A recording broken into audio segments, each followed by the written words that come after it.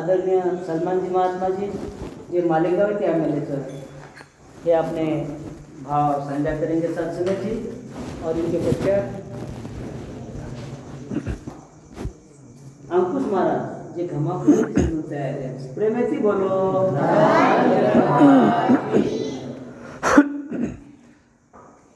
साथ संगत बड़े प्यार से कहना।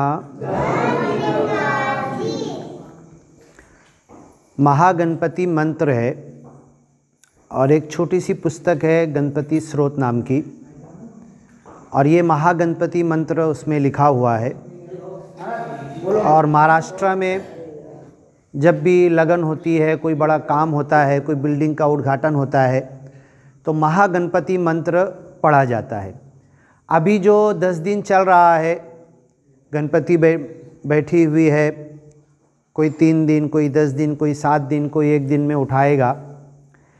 लेकिन हम जो निरंकारी मिशन में है, हमें जिस देव की वड़क की जाती है, हमें जो देव बताया जाता है कि वो देव सिर्फ 10 दिन के लिए नहीं आता, 10 दिन के बाद चला जाता, ऐसा नहीं है, बल्कि सर्वव्यापी है, हर जगह रहता, हमेशा से है। हम नहीं थे जब भी था, हमारे माँ बाप नहीं थे जब भी था। ये पूरी जो आकार हमको नज़र आ रहा है, ये आकार कुछ नहीं था, सारे आकार का बनाने वाला अकेला प्रभु निराकार है। और एक दिन ये सारे आकार ख़त्म हो जाएंगे, सब नष्ट हो जाएंगे, लेकिन प्रभु निराकार महागणपति, जिसको हम निराकार प्रभु कहते हैं, निर्गुण निराकार कहते हैं, उसी को महागणपति कहा गया है। अब महागणपति मंत्र दास आपको बताएगा।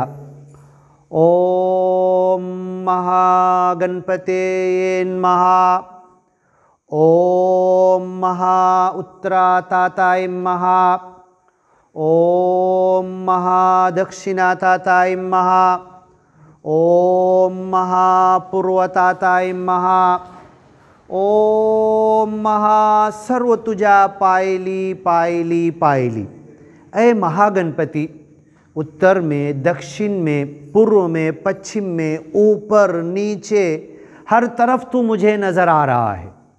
अब बताओ, जब महागणपति इतना बड़ा है कि जो पश्चिम में जाते चले जाओ तो उसकी दिशा ख़त्म नहीं होगी, हर दिशा में जाते चले जाओ तो महागणपति उसका अंत नहीं होगा।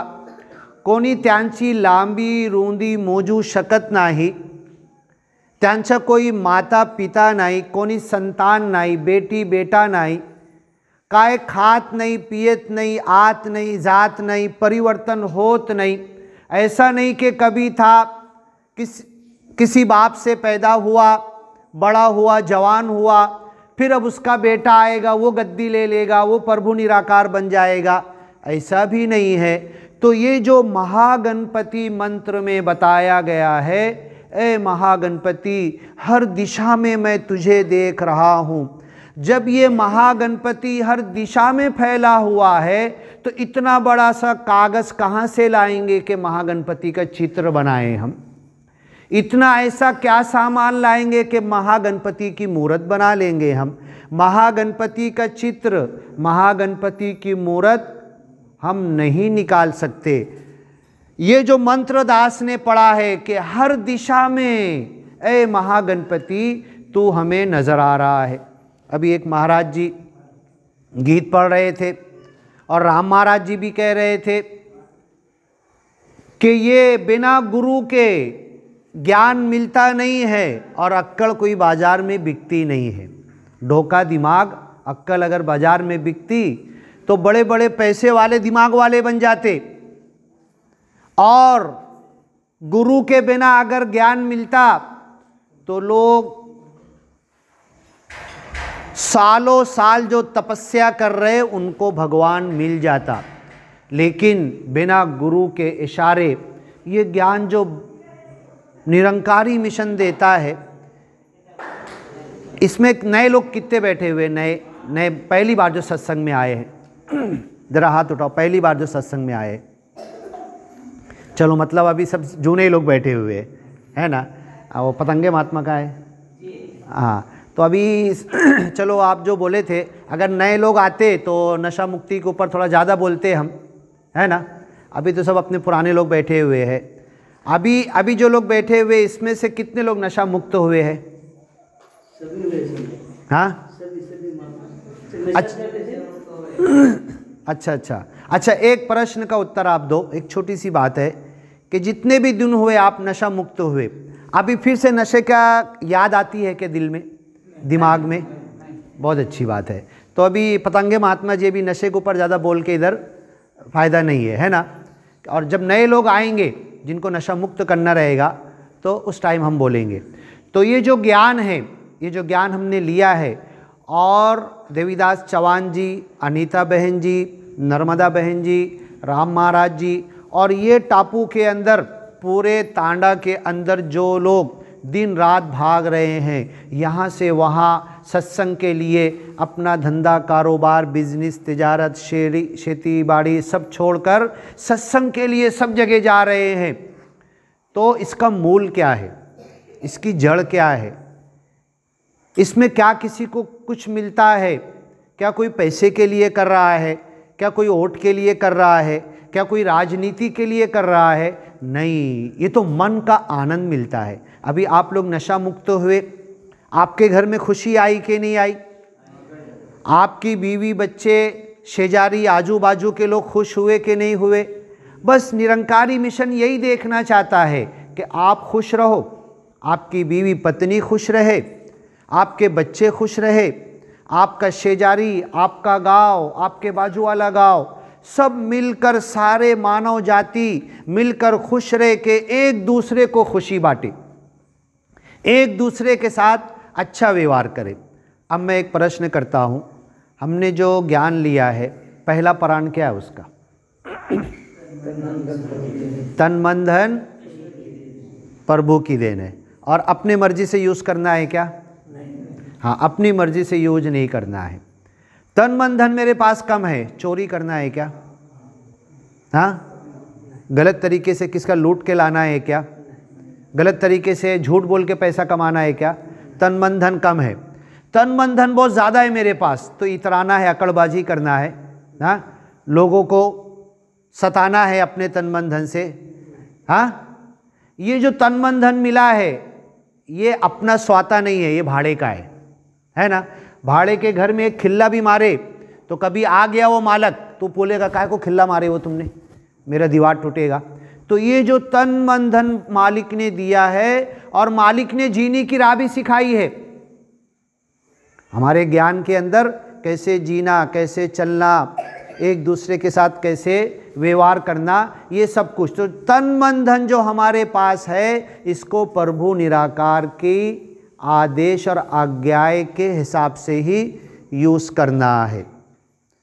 अब मेरे पास तन मन धन ज़्यादा है तो मुझे लोगों की सेवा करना है। अब एक प्रश्न ये है कि मैं बहुत कम कमाता हूँ, मैं जितना कमाता हूँ मेरे बीवी बच्चे के ऊपर ही ख़त्म हो जाता है। तो मोहम्मद पैगंबर ने कहा कि चलो ठीक है, आज तुमने मेहनत किया, मजदूरी किया, 100, 150, 200, 250 कमा के लाए, रात में तुम खाना बनाए, तो तुम एक काम करो, जो खाना दाल बनाए हो, जो सालन बनाए हो, जो भाजी बनाए हो, उसके अंदर थोड़ा आधा गिलास पानी ज़्यादा डाल दो। अरे आधा गिलास पानी काहे को ज़्यादा डाल दो, उसका टेस्ट ख़राब हो जाएगा ना। मोहम्मद पैगंबर ने क्या कहा, तुम्हारे पास 100 रुपया दान देने को नहीं है, शेजारी को एक कोमड़ी ला के देने का तुम्हारे पास नहीं है, तुम जो खाना बनाए हो उसमें आधा गिलास पानी ज़्यादा डाल दो, और जब खाने बैठते हो, खाने बैठने से पहले एक प्याली किसी गरीब, किसी गरजू को ले जाकर उसमें से आधी रोटी, एक रोटी, थोड़ा सा सालन, थोड़ी सी दाल ले आकर पहले उसको दे दो। तो जो कुछ हमारे पास है, जितना है, उसमें से ही लोगों की सेवा करना है। ऐसा नहीं कि मेरे पास एक इतना ज़्यादा कार, बैंक बैलेंस, बंगला हो जाएगा जब मैं लोगों की सेवा करूंगा। जो जितना है मेरे पास में जितना है उसमें से लोगों की सेवा करना। दूसरा प्रण क्या है? धर्म, आश्रम, जात पात के ऊपर अभिमान नहीं करना। मैं ऊंची जात का, वो नीची जात का।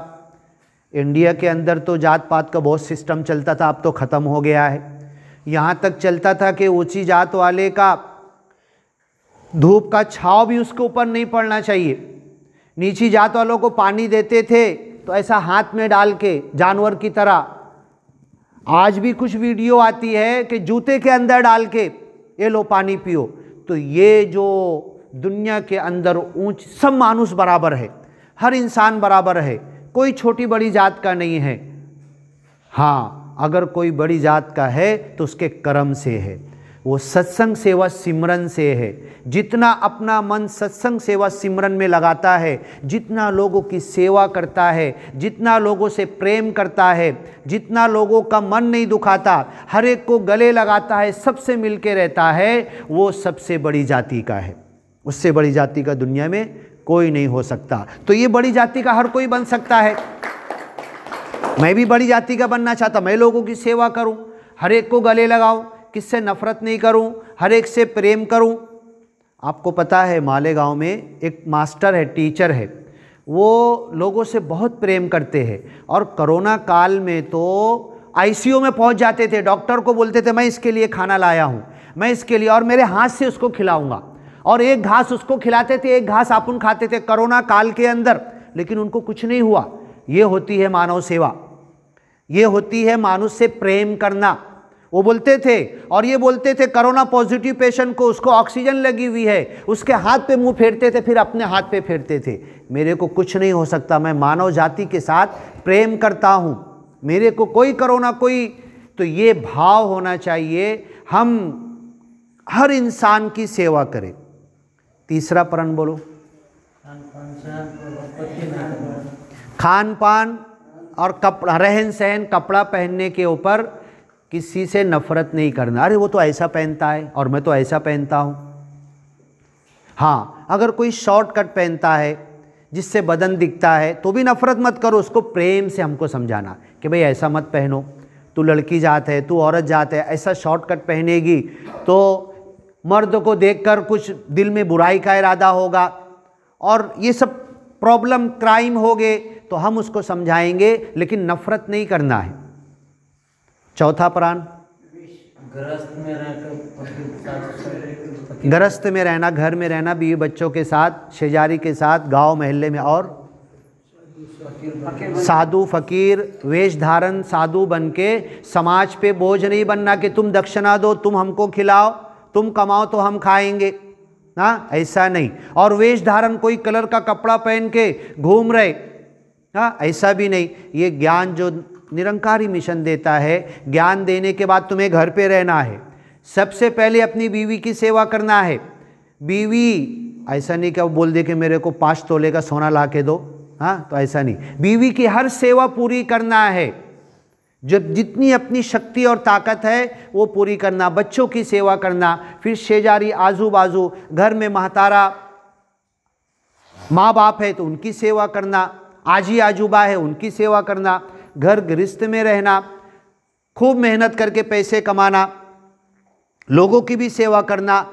अपने कमाए हुए मेहनत के पैसे से बिल्डिंग बनाओ, कार लाओ, जो होता है सब करो, लेकिन लोगों की सेवा करते रहो, घर गृहस्थ में रहो। और देव के नाम पर लोगों को त्रास मत दो कि तुम दक्षिणा दो, तुम कमाओ, हम खाएंगे, नहीं।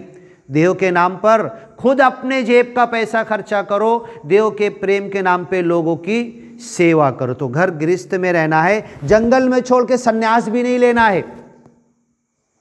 यही दुनिया के अंदर मानुष इंसानी मानव जाति के साथ में रहना है। अब पांचवा परण क्या है? हाँ, पांचवा परण ये है कि जब ज्ञान प्रचारक महात्मा आते हैं तो 20, 25, 30 मिनट हमको ज्ञान देते हैं और ज्ञान में दो हाथ से इशारा करते हैं। वो दो हाथ का इशारा छोड़कर बाकी पूरी ज्ञान चर्चा करो। कुछ लोगों को राम महाराज ये कन्फ्यूज़न हो जाता है जब ज्ञान प्रचारक महात्मा बोलते हैं ना, ये ज्ञान माता सुदीक्षा जी के परमिशन के बगैर कहीं खोलना नहीं है। तो पहला परण, दूसरा परण, तीसरा परण, 9 खंड की माइती, 3 कार्य, सिमरन, ये बताने को भी लोग डरते हैं। तो ऐसा नहीं है, सिर्फ जो 2 हाथ का इशारा ज्ञान प्रचारक महात्मा ने दिया वो हम कहीं नहीं कर सकते हैं। बाकी जितनी माहिती दी है ज्ञान प्रचारक महात्मा ने, 5 परण की माहिती दी है, वो हम पूरी चर्चा कर सकते हैं। 3 कार्य की माहिती दी है, 1 सिमरन दिया है, 9 खंड की माहिती दी है। ये पूरी चर्चा करना चाहिए, दिन रात हमको एक दूसरे से करना चाहिए। हाँ, 2 हाथ का इशारा माता सुदीक्षा जी जिसको आज्ञाएं देंगे, ज्ञान प्रचारक बना देंगे, वही 2 हाथ का इशारा कर सकता है। बाकी पूरी ज्ञान चर्चा हम लोग कर सकते हैं। अब 9 खंड के अंदर क्या क्या आता है? नीचे 3 चीज़ क्या आती है? आप एक मिनट ज़रा आप बाई मानुष के अंदर भी कुछ बोलो थोड़ा। 9 खंड की माहिती हमको ज्ञान में दी जाती है, नीचे 3 क्या चीज़ है? बोलो ज़रा। देखो ये चर्चा होना चाहिए। हाँ, ये हमको माहिती होना चाहिए। कल कोई बोल देगा तुम निरंकारी हो, तुमने ज्ञान लिया, 9 खंड की माहिती नहीं हमको, 5 परण नहीं मालूम, 3 कार्य नहीं मालूम, सिमरन भी देखो, तू ही निरंकार मैं तेरी शरण हा। कुछ लोग हार र बोल देते हैं लास्ट में, रो नहीं है। सिमरन के बोल के शब्द भी एक एक हमको सही बोलना है। मैं तेरी शरण हा, रो नहीं है उसके अंदर, मैनो बख्श लो। हाँ, नीचे 3 चीज क्या है? चलो आप बता दो। धरती अग्नि पानी। धरती अग्नि पानी में से कोई खुदा है क्या? कोई ईश्वर परमेश्वर भगवान निराकार है क्या? 3 चीज़ों में से धरती अग्नि पानी। क्यों नहीं है? क्योंकि धरती खड्डा खोदो तो हट जाती है, मिट्टी उठा लो, है ना, मिट्टी का कुछ भी बना लो हम। अग्नि पानी डालो तो बुझ जाती है, खुदा किससे बुझ नहीं सकता। पानी नमक डालो तो खारा हो जाता, शक्कर डाले तो मीठा हो जाता, स्टोव पे रखे तो भाप बन के उड़ता, गर्म हो जाता, आइस फैक्ट्री में डाले तो बर्फ बन जाता। तो देव बदली होत ना ही, पानी भी देव नहीं।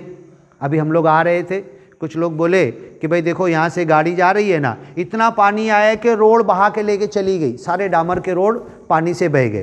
तो कुछ लोगों ने पानी को खुदा समझ लिया, कुछ लोगों ने अग्नि को खुदा समझ लिया, कुछ लोगों ने पृथ्वी को, जमीन को खुदा समझ लिया। नहीं, ये तीनों खुदा नहीं है, बल्कि वो निर्गुण निराकार है। अब ऊपर 3 चीज क्या क्या है? हाँ, सूर्य चंद्र तारे। ये 3 चीज में से कोई खुदा है? नहीं है। क्यों नहीं है?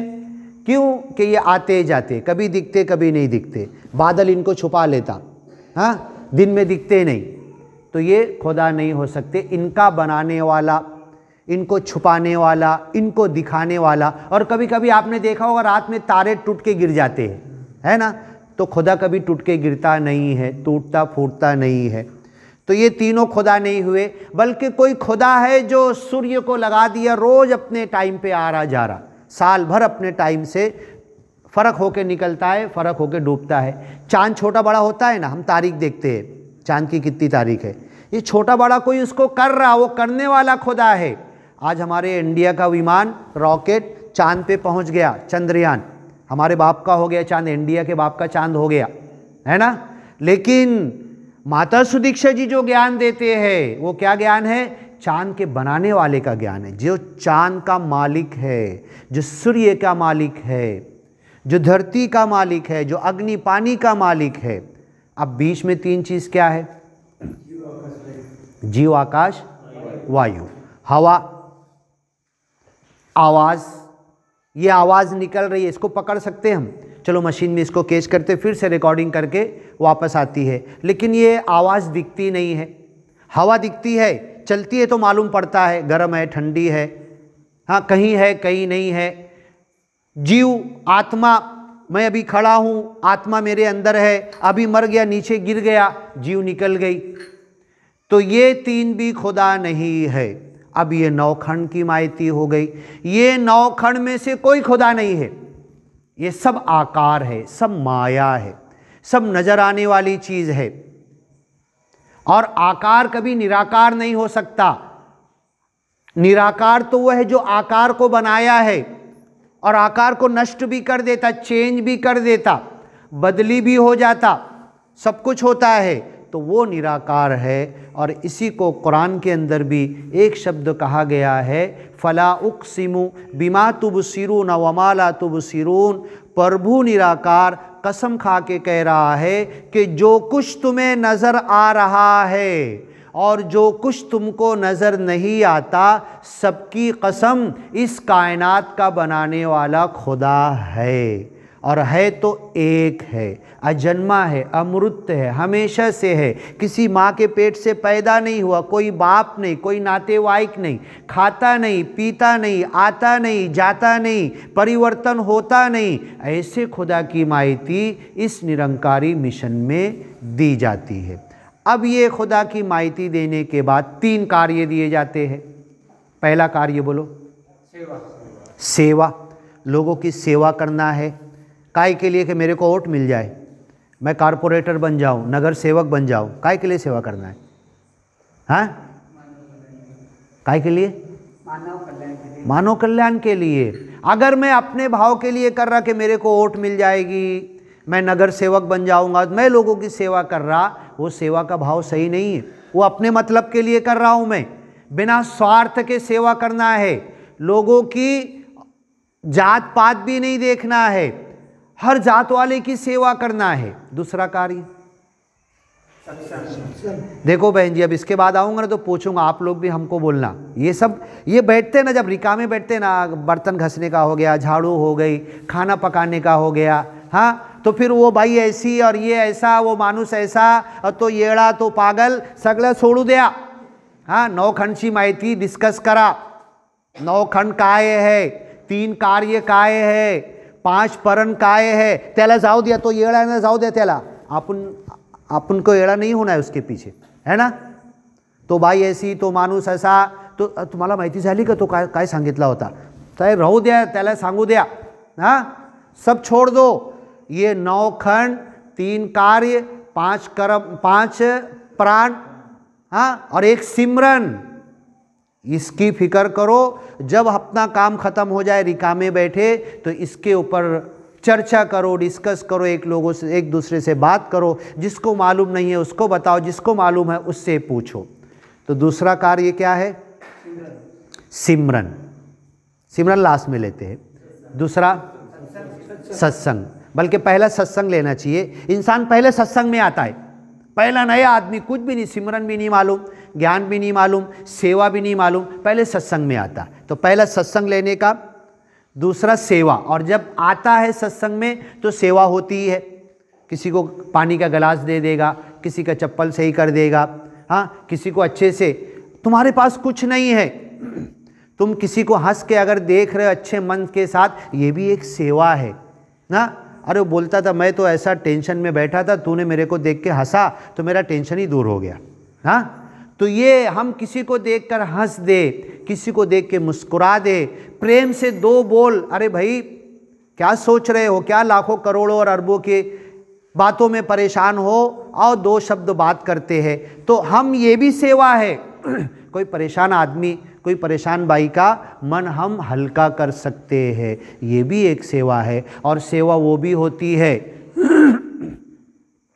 सेवा ऐसी भी होती है। एक शादी हमने सुना था, 60,000 का एक कार्ड बनाया था उसने। कितने का? एक कार्ड 60,000 का। तो सेवा ये भी होती है। फिर खाना कैसा खिलाया होगा वो, हाँ। लेकिन सेवा का भाव ये भी होता है कि मेरे पास आज कुछ नहीं है, मैं जो भाजी लाया हूँ, मैं जो दाल मेरे घर में है, वो मेरे और मेरी बीवी बच्चों को ही पूरेगी। तो ये सेवा का भाव होता कि आधा गिलास पानी बढ़ा दो और एक वाटी में किसी को देकर आ जाओ। तो ये जो सेवा हुई ना, वो 60,000 का कार्ड शादी का छापने वाला जो 50 प्रकार के खाने लोगों को खिलाया था, उसको जितना पुण्य नहीं मिलेगा उतना हम आधा गिलास पानी अपने सालन में दाल में बढ़ाकर एक आधी वाटी और एक आधी रोटी अगर किसी को दे देंगे तो उससे ज़्यादा पुण्य हम कमा सकते हैं। ये सेवा का भाव, ये मन में भाव होना चाहिए और ये मालिक को कबूल होती है। एक जगह दास सुन रहा था, देखो सत्संग का जितना जहाँ जैसे यूपी का एक सत्संग हो रहा था तो लोग क्या बोले, महाराज जी मुखी जी को बोलते थे कि महाराज जी क्यों नहीं आए तुम। मुखी जी हर एक से पूछते थे तुम सत्संग में क्यों नहीं आए, तुम सत्संग में क्यों नहीं आए। वो तो पहले तो बोलते नहीं थे। एक ने बोले देखो जो मन की बात है मैं एकदम सही बोलता हूँ। क्या है, मेरी जेब में दान पेटी में डालने को 1 रुपया भी नहीं था, इसलिए मैं सत्संग में नहीं आया। अरे बहुत गलत बात है ये तो।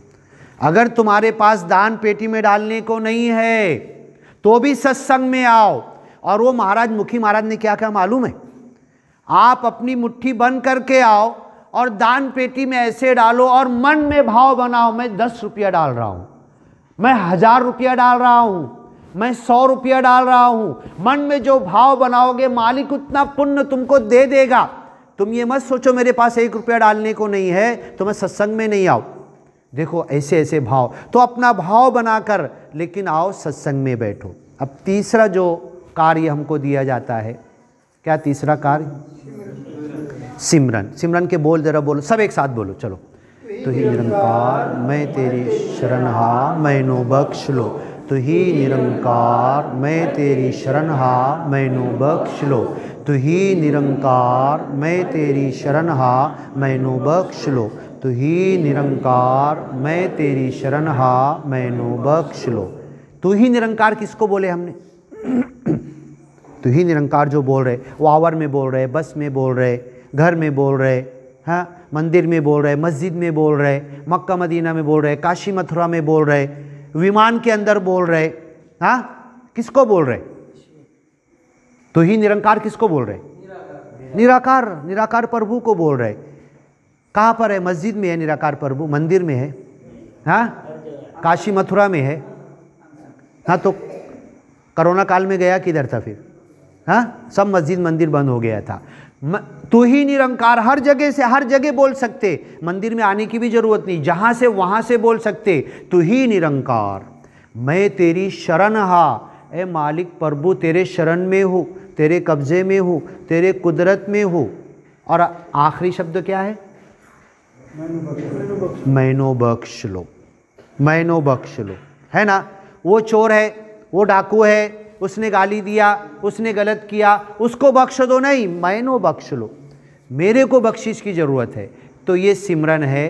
तो आज से दास यही कहेगा कि आपके पास जब टाइम मिलता है, तुम्हाला वेळ भेटला तो 5 परण, 3 कार्य, 1 सिमरन, 9 खंड की माहिती, इसके ऊपर चर्चा करो, बातचीत करो। सत्संग नहीं हो रहा, जहाँ बैठे उसके साथ, रेलवे में है, बस में है, रिक्शा में है, कोई ना कोई इस पॉइंट के ऊपर बात करो और उसको सत्संग में लाने की कोशिश करो। इस जग में मानव है जितने, सबके दिल की तमन्ना हो पूरी, सबको बना दे ज्ञानी ईमानी। दास तड़प कर दुआ कर रहा है, मेरी अरदास रहे ना अधूरी। सबको सिखा दे रूहानियत इंसानियत, दिलों से मिटा दे झगड़ा फसाद और हैवानियत। साथ संगत बड़े प्यार से कहना धन निरंकार जी।